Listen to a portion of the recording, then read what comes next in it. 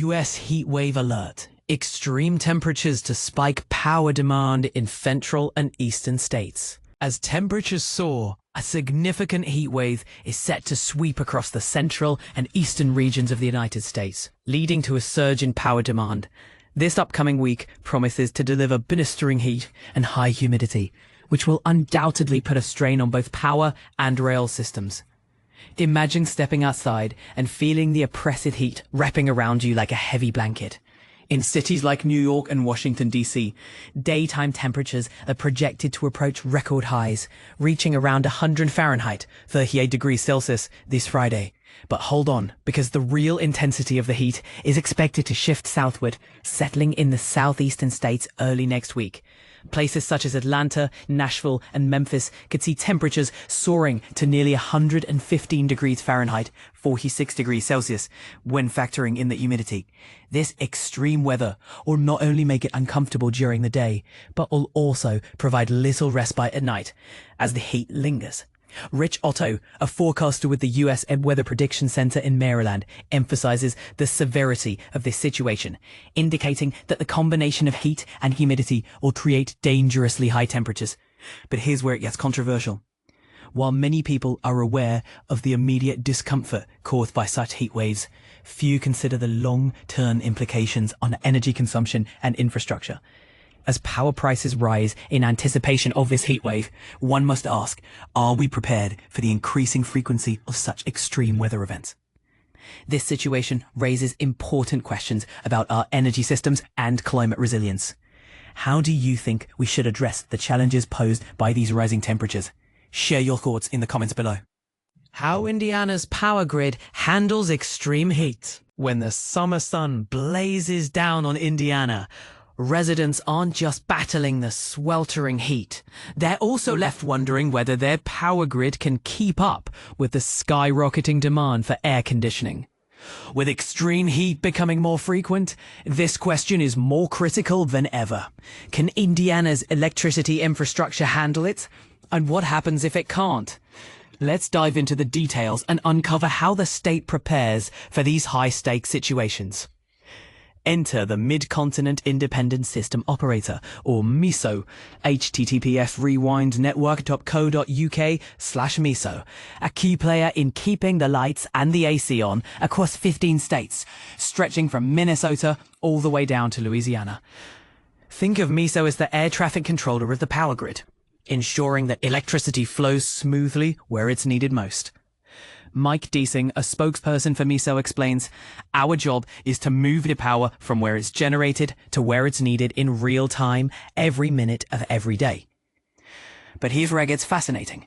MISO doesn't work alone. Instead, they collaborate closely with local utility companies like AES and Duke Energy, names you might recognize from your monthly bills. When a heat wave looms on the horizon, these organizations spring into action, coordinating efforts to ensure the grid remains stable under pressure. According to Deasing, right now, the grid is stable and we have enough capacity to meet demand. If things get tight, we also have emergency reserves ready to deploy. So far, so good. But what about those scorching days when everyone cranks up their air conditioners at once? Mallory Duncan from AES reassures us that there's no immediate cause for alarm. "We are not currently in conservation mode," she says, echoing Deasing's confidence. However, she adds a note of caution. If we do need to go into conservation operations, it means scaling back anything non-essential to prioritize energy delivery. In other words, during peak demand periods, some services might temporarily take a backseat to ensure homes stay cool. For Hoosiers bracing for the heat, Duncan has practical advice. Keep your thermostat set to 78 degrees during these intense heat waves.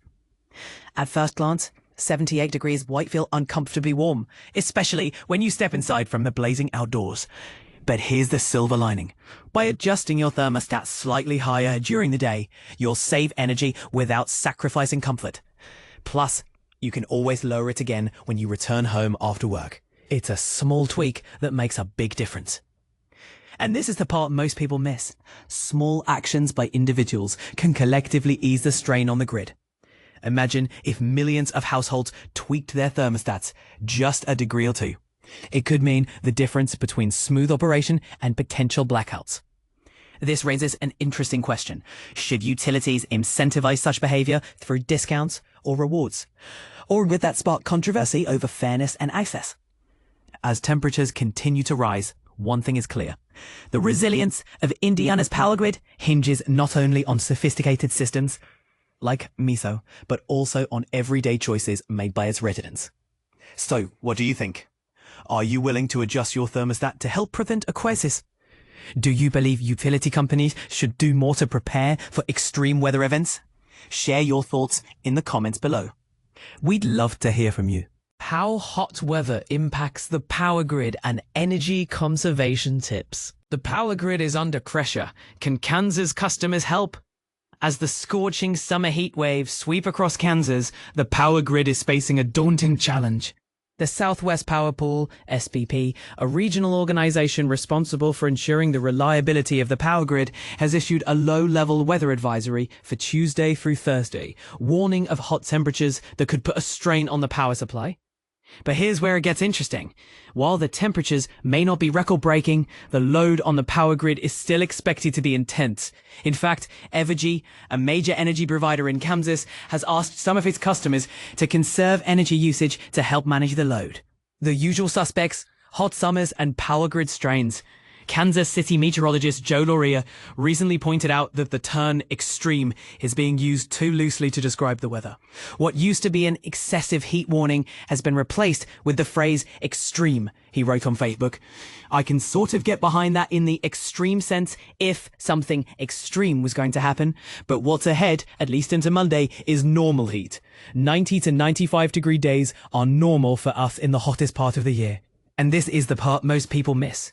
Even though the temperatures may not be extreme, the power grid is still under pressure. On Wednesday, Evergy reached out to its residential and business customers who are part of its demand response program, asking them to curtail their energy load. How customers can help, a call to action. So, what can customers do to help? Evergy's demand response program asks willing customers to reduce their energy usage during peak hours. This can be as simple as turning off lights, changing production processes, or increasing the temperature in their facilities. In exchange, customers receive a break in their rates. Washburn University, a large load user, is one such customer that has signed up for the program. The university sent a campus-wide email asking staff to adjust building temperatures to help reduce the load on the power grid. The bigger picture: mitigating risk and meeting the moment. The Southwest Power Pool uses various tools and systems to mitigate risk and ensure the reliability of the power grid. According to SPP spokeswoman Megan Sever, the organization may call on generating units to commit to run earlier or more often than usual, delay planned outages, import energy from neighboring systems, or tap into available reserves, depending on the severity and duration of events affecting energy reliability. And this is where the conversation gets interesting. How can large customers be more proactive?